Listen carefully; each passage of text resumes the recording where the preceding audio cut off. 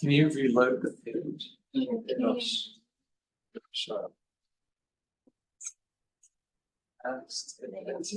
Yeah. So if I were smart about this, I would just say, that's the day. It's an impossible task to follow that. And what I am going to attempt to do in the final few minutes that we have is to get us thinking a little bit about how we might begin to leverage really magical things that we've seen today for a bright future in collections and biodiversity. And the take home really is that if we have clarity of purpose, we're going to be much more successful than if we are just having good ideas. That is, good ideas, as this group will recognize, are fairly easy to come by. Good problems are really what is important.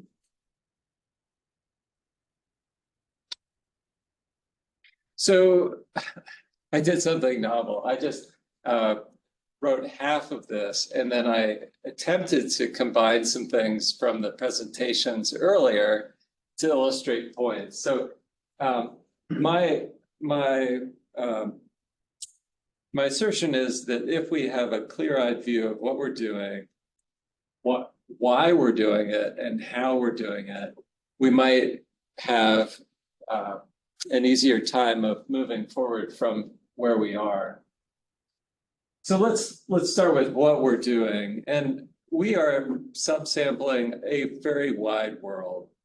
We all recognize that as perhaps collections professionals. And this is something that is a decision that's had to have been made for 400 years now as we built our collections. What are we going to sample in this wide world? And I would normally show this in our intro course for biodiversity specimen digitization. It's my attempt to understand what we are doing as we are creating these collections and creating digital data about them. And if you will permit me, I'll just walk through this to make a few points. So we have this wide world out there in which we are going out to sample. And we're sampling data, and we're sampling material samples. And we are doing that to a certain extent. So agents, us, implement protocols to produce potentially material samples, not always, and data about a subject. And sometimes the agent is human. Sometimes the humans are helped by computers, as we saw today. And sometimes the agents are just computers. We have this legacy set of data that are pen and paper. That is, we are in the process of converting that to digital data. And sometimes we skip that today. That is, sometimes our data is born digital in the field. Sometimes we don't take a material sample and instead are just working with observations. Ultimately, then, we are implementing protocols to produce information from data and knowledge from information for some important things. And Mike just went through some of those, including outreach. Protocols are an important part of this. They make possible parallel engagement of agents so that we don't have this bottleneck introduced by just one person in the world capable of collecting a particular type of thing. And the widespread value of digitization has led to a lot of hardware options and software options. Hardware in the case of digital cameras, because these aren't being created for us, to be honest. We're instead benefiting from the fact that there are a lot of consumer grade hardware out there for people to sell sneakers or record vacations or do other things. And with many of these human and computer agents involved, we've produced a lot of protocols. This is not always true.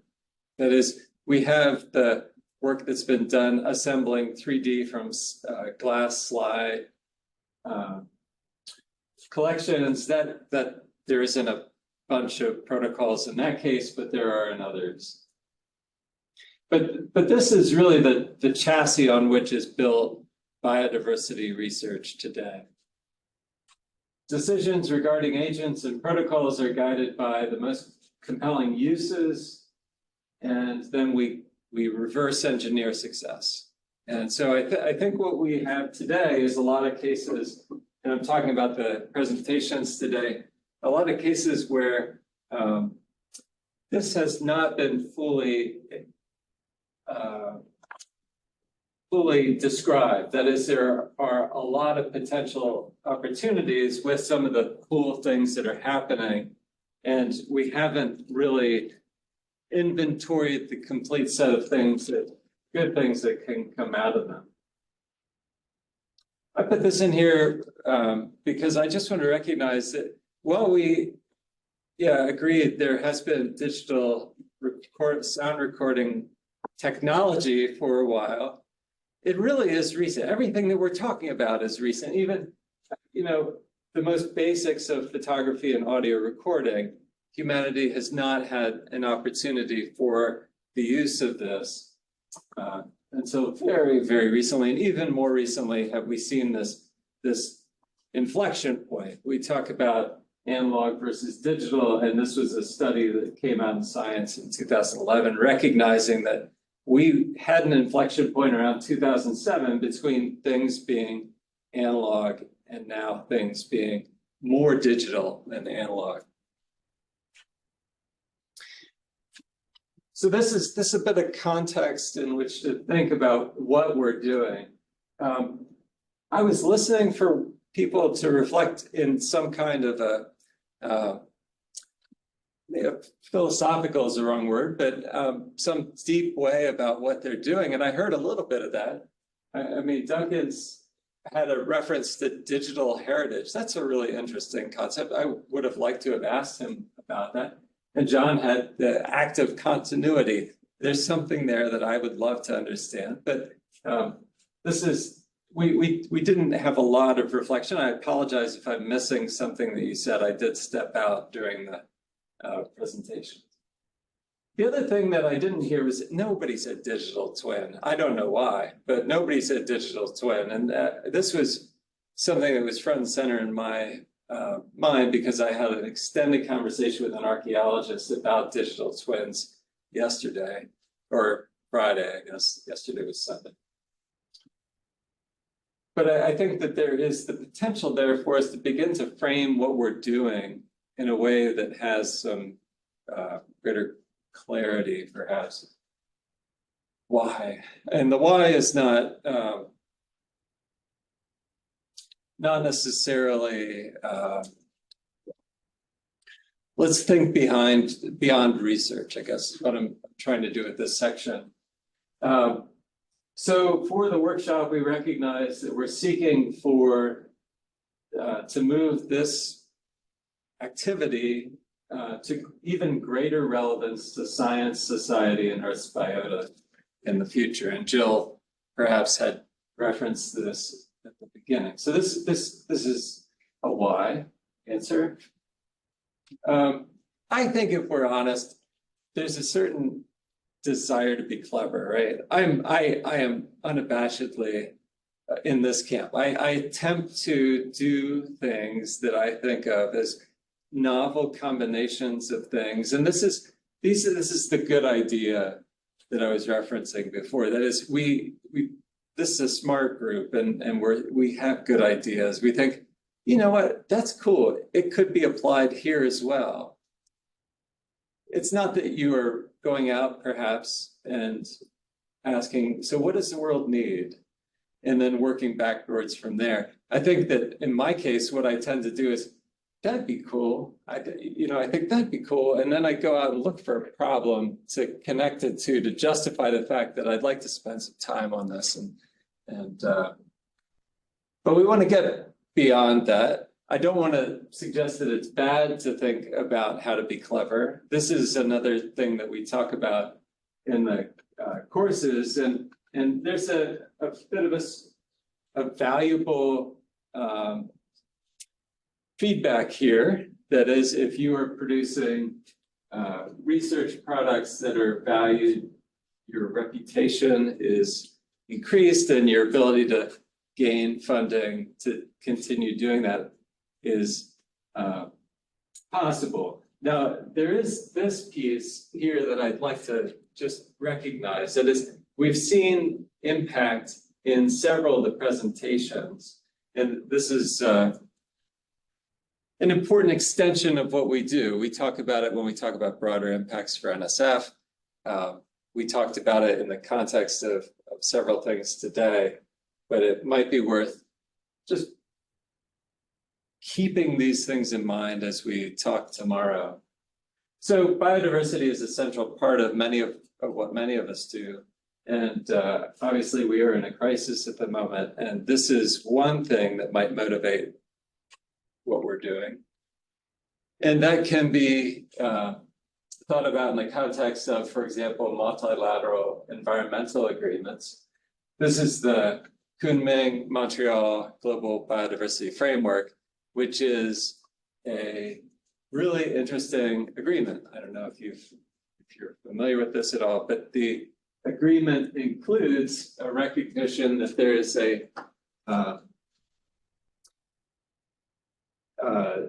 there could be the conservation of 30% of lands and seas by 2030.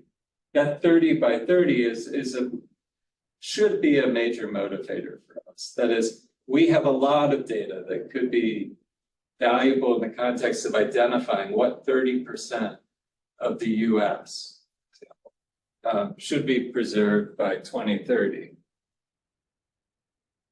I apologize if I missed your why, but Dave started with the who, the people. Nicole mentioned outreach, educational portfolios. I like this one, hidden specimens. That was really a nice idea. Trailblazing the pipeline, cultural revitalization, which was a particularly compelling use case, I thought. Access and benefits sharing, diplomacy, predicting fire behavior, archaeological site discovery. And I'm sorry, I had to submit my talk before I had a chance to add Mike's stuff. So those are two questions we might pose. Finally, we might pose how. And how is more, it's not so much the protocol, but it's the social side of things. That is, we heard two references, and I'm going to struggle to remember who it was, who talked about scalability. Nelson you said at one point, we seek to be scalable solutions, something like that. Maybe Zach had the other one. The idea that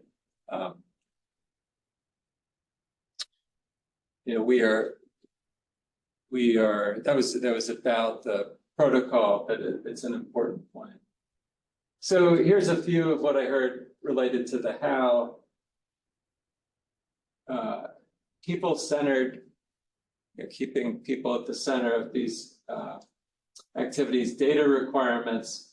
I love that, Adam's recognition that the methods have to do these things. Fair availability not equaling accessibility. John, accessible methods, that's something that's different than accessible data or models. Do no harm to cultural samples, and science is done by people. I think that we all recognize that we're doing trailblazing work, and we really need to consider how we are going to train others to do this. And it could be that it's simply a matter of publishing well-written protocols.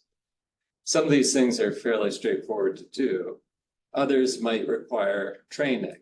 And this gets back to the accessibility issues that Ed mentioned. And we do, for example, in the Digitization Academy that iDigBio funds, have a digital imaging course. It's 12 hours long, focused on digital imaging for collections. And finally, I just want to recognize that it is really important for us to think about the ethics of scientific documentation. I don't think I heard anything come up today. There is a long history of need here. For example, we've been doing scientific illustrations by hand forever, and boy, isn't it a little tempting to, maybe complete that leaf where something had eaten into it, guessing at the margins and that sort of thing. And so there's a lot of history there, but we do want to keep this in mind. We do want to recognize that while it might be convenient for there to be a seventh leg, it shouldn't be there. You know what I mean? And I'll stop there. Thanks so much for your attention.